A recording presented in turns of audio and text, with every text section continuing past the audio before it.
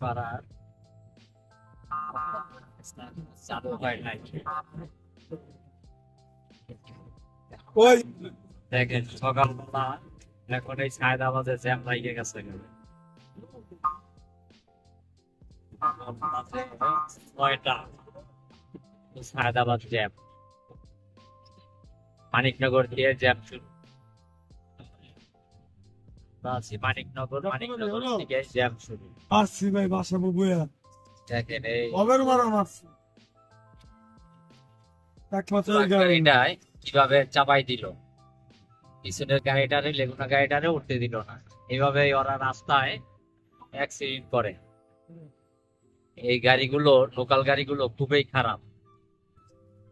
যে তো যাইবই না, আর একজনকে ছাড় দিব না যে সে চলে যাবে। যাত্রাবাড়ি জ্যামে আছি আমরা। পুড়ে গেছে সকালবেলায় যাত্রাবাড়ি কিভাবে জ্যাম হয়ে একটু গেছে। কাস্টমার আইতে পারেন আজকের মোড়ে দিতে জ্যাম পারলাম এই না জায়গায় নামাই দিল, যাত্রাবাড়ি পর্যন্ত যাইতেও পারলো না। দেখেন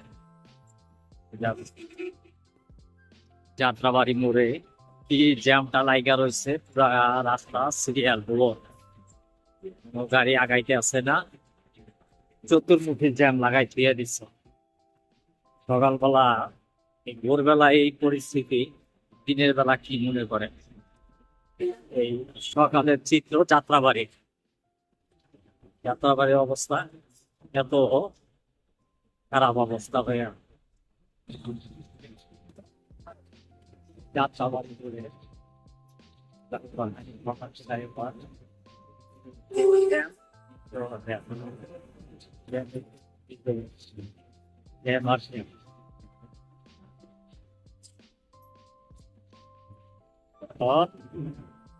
যাত্রাবাড়ি মাছের আড়তের চিত্র সব। এই যে দেখেন অক্সিজেন দেওয়া মাছ, জীবিত মাছ যেগুলো, এগুলো সব এই যে অক্সিজেন আছে, অক্সিজেন দিয়ে দিয়ে গাড়িতে নিয়ে আসছে। এখন এই যে আনলোড হয়ে গেছে। সকালবেলা যাত্রাবাড়ি মাছের আড়তের চিত্র, সব ট্রাকে মাছ, মাছ আর মাছ ভর্তি।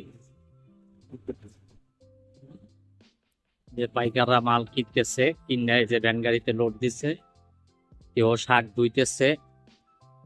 মানে সকালবেলা যারা এই যে মনে করেন বাজারে মাল বিক্রি করবো, তারা সবাই আরো এসে পড়ছে।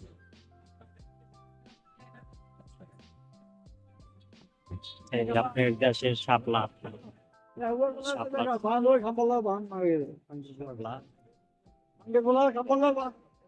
শাকের আড়ত থেকে আসে।